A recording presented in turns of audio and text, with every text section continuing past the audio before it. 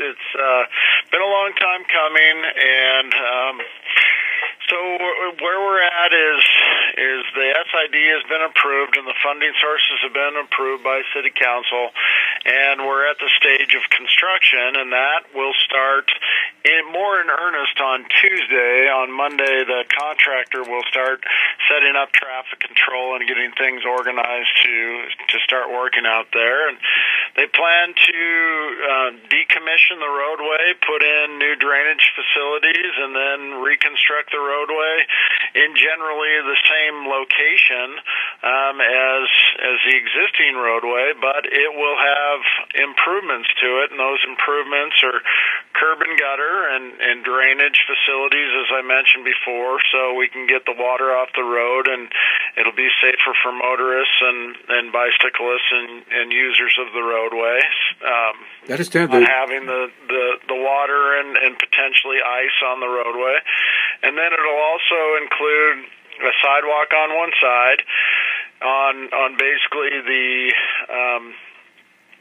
southeastern side, and it will also include lighting. So lighting will be included with the project. I understand a very interesting feature on Moose Can Gully. What's that one all about?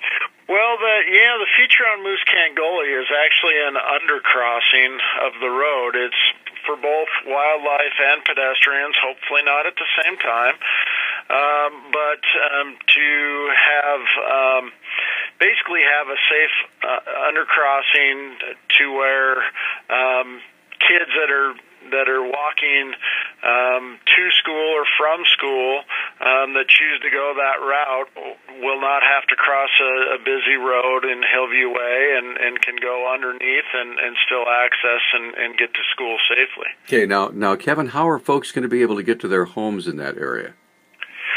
Well, there's going to be a number of different ways. The traffic control and the road closures and lane closures will be really dependent and will change quite a bit throughout the construction duration, just depending on what work the contractor is doing and where they're doing that work. But basically, for folks in the lower area, you'll be able to access from High Park and Simons and get in around to your homes from that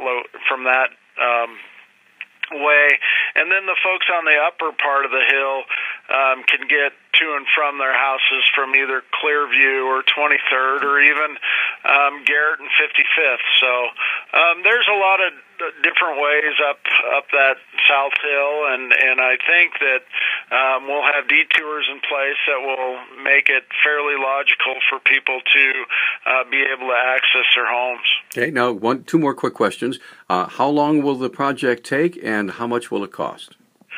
Well, the project time is scheduled for 6 months, so we're starting here in mid-May, and the contract time ends in November, basically middle of November. We've heard with a pre-construction meeting that the contractor is hoping to actually be finished or be more or less substantially complete around the first part of November, and so they're looking to basically complete the project within 5.5 months. And then, but we're not going to hold them to that. We're going to give them the full amount of time and make sure that, and hopefully it all gets done this year. If there's portions that don't happen to get done, we'll work with the contractor on completing those as soon as possible. As far as the cost of the project, it's just about a $4 million project, and to include the lights and the base roadway improvements that I mentioned before. So there's a few various funding sources to cover that $4 million, but we did get a good bid from our contractor, and we're happy they're going to be out there working on it soon.